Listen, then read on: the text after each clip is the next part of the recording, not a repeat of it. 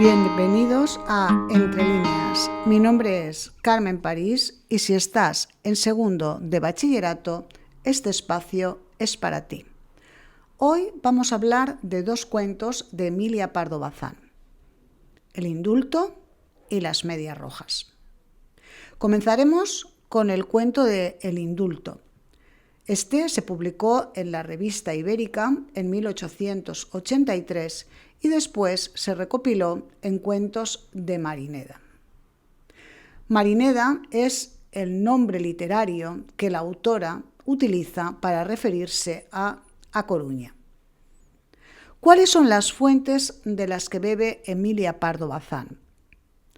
Parece que se trata de un suceso real y a partir de ese crimen la autora lleva a cabo una denuncia y retrata la violencia a la que eran sometidas las mujeres de su tiempo. El cuento nos narra la historia de Antonia, una asistenta humilde que trabajaba para mantener a su hijo enfermizo. Una mujer que vive atenazada por el miedo a que su marido, que se halla en prisión, cumpla la amenaza de matarla. El motivo por el que se encuentra en la cárcel lo conocemos. Él mató a la madre de Antonia. La estructura responde al modelo tradicional, es decir, una primera parte o introducción en la que se nos presenta a los personajes. De Antonia se nos dice que era la más encorvada, la más abatida de las mujeres que se encontraban en el lavadero. También nos presenta al marido, el asesino, a un hijo enfermizo, la autora dice que es una criatura enclenque, y se alude también a la madre de Antonia, que se describe como una revendedora, una prestamista. Incluso en esta presentación conoceremos a las compañeras del lavadero, que simbolizan la solidaridad ante la opresión masculina. Antonia no teme la pobreza. Su único temor es que su marido sea indultado y ese temor la hace vivir en una continua alerta. Tras la presentación o primera parte, comienza una segunda parte llamada nudo, en la que nos da a conocer los diferentes indultos. Concretamente, tras el segundo indulto, ella empieza a creer en un rumor, el rumor que dice que su marido ha muerto, y comienza a bajar la guardia. Esto nos va preparando hacia el momento culminante que nos llevará a un desenlace, porque el marido es indultado y regresa a casa. Comienza en ese momento la violencia psicológica y física y termina el cuento con una elipsis en la que entendemos que Antonia ha muerto, según el médico, de muerte natural. La publicación de la historia le comportó a la autora serias acusaciones por cuestionar el derecho al indulto o el trato legal hacia la mujer en una separación matrimonial. Hay alusiones y referencias a la España de esa época, la España de la Restauración, en la que las leyes injustas obligaban a la mujer a ser sumisa, a ser obediente, incluso a convivir con su propio maltratador. La figura del marido es precisamente la figura de un hombre maltratador en un territorio que él controla y en el que se siente totalmente impune. El tipo de violencia ejercida es psicológica y física. No ejecutada la física, pero sí percibida por la víctima. Las estrategias de supervivencia para Antonia son, por un lado, ampararse en su hijo, recibir también la ayuda de las compañeras y una sumisión que le llevará a una paralización física por el terror cuando aparece su marido. En todo el relato solo hay una nota positiva, la de esas mujeres que le ofrecen su ayuda, su protección, incluso la determinación de pedirle al mismo rey una rectificación. Sería lo que hoy conocemos como sororidad. La información se gestiona sujeta a la brevedad y a la condensación propia del género. Y el tema es claramente la crítica al sistema judicial ante la violencia estructural ejercida sobre la mujer y un sistema judicial que no protege a esas mujeres. Como veis, se trata también de un tema muy actual, por desgracia. Otro de los cuentos que también muestra claramente el tema de la violencia es el de las medias rojas. Las medias rojas se publica en 1914 y forma parte de los cuentos de la tierra. En este caso, la autora nos sitúa en Galicia. Es la época de la búsqueda del dorado, la fiebre de la conquista y expansión del Imperio español. Muchos de los vecinos habían iniciado esa aventura. Y aquí nos aparece de nuevo un personaje femenino, Hildara.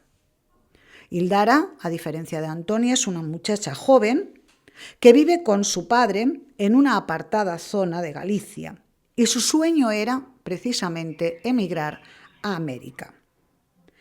Desde el comienzo asistimos a un espectáculo triste, la imagen de una niña obligada por las circunstancias de la pobreza y por la necesidad de ayudar a su padre, el tío Clodio. Pardo Bazán traza magistralmente un cuadro de pobreza que nos resulta espeluznante.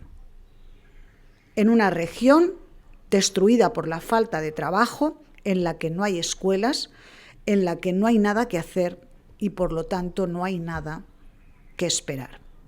De ahí que los jóvenes, como el caso por ejemplo de Hildara, buscaran una vida mejor, una vida hacia la suerte. Un aspecto que deberíamos resaltar es el color, o mejor dicho, la ausencia del color. El ámbar oscuro en la uña del tío, el rostro del tío era gris, con una barba azulada. Una atenta lectura en las acciones del tío, su postura, su mirada, su lentitud al fumar, su ocupación en la actividad de ese cigarrillo, nos va anunciando que nada bueno va a ocurrir. Nos presagian un desenlace trágico. Y todo ello reforzado por la descripción de la cara del tío Clodio. El humo gris, la humareda que lo cubre todo, incluso la propia llama que no se prende, como el futuro de Hildara que nunca podrá iluminarse. En este sentido, no podemos olvidar la importancia del color de las medias, luego hablaremos de su simbolismo. No es causal, evidentemente, que el autor haya elegido este color, porque esas medias desatarán la ira del tío Clodio. Si tuviéramos que hablar de los temas son diversos. Por supuesto, el de la violencia doméstica, el de la violencia contra la mujer, la inevitabilidad del destino, la pobreza, el desamparo de los campos, la injusticia social, el futuro de la juventud. Todos estos temas flotan en el espacio del relato. Y es que todo está estrechamente vinculado, porque es una mujer en la flor de su vida a la que se le niega el derecho a ser ella misma. Las descripciones se suceden desde el comienzo en el que asistimos a esa escena dibujada con palabras que nos permite cerrar los ojos y ver un escenario lúgubre. A una joven que se debate con la miseria y las circunstancias, a un padre enfrascado en sus quehaceres, a un fuego que no coopera con la situación, dificultades y obstáculos. El tono de este cuento es triste y el final lo va a ser aún más. En un mundo adverso, las cosas para lograrlas han de andar ocultas. No hay ni un atisbo de felicidad en este cuento. Hasta las referencias al pasado de la madre dan cuenta del dolor y sufrimiento, de los abusos y de la desesperanza que padecían estas mujeres labriegas. Porque la rebeldía de Hildara es una muestra del intento de la autora para rebelarse también contra su tiempo, pero no sobrepasa estos límites. En el cuento son múltiples los símbolos que encontramos. Las medias rojas simbolizan la libertad y la rebeldía juvenil, el deseo de Hildara de alejarse de ese mundo rural, rompiendo con la tradición. Simbolizan también la belleza, pero para su padre esas medias rojas simbolizan la promiscuidad y la inmoralidad. Y ese rojo contrasta con el ambiente lúgubre del hogar, enfatiza ese objeto prohibido. El barco es otro símbolo, símbolo del progreso, de la liberación, de la búsqueda hacia un mundo mejor. El diente simboliza la belleza perdida y el fin de sus sueños. Hildara, menor de edad, vive sujeta a la tutela paterna. Según el Código Civil, y esto lo comentamos en un podcast anterior, las mujeres no alcanzaban la edad hasta los 23 años, no alcanzaban su mayoría de edad, pero debían vivir en la casa paterna hasta los 25, es decir, no podían abandonar la casa paterna hasta que no cumplieran los 25 años. Esa mayoría de edad sería la liberación para Hildara. Pero de nada les sirve a Hildara enfrentarse, porque será aplastada por la violencia de su padre.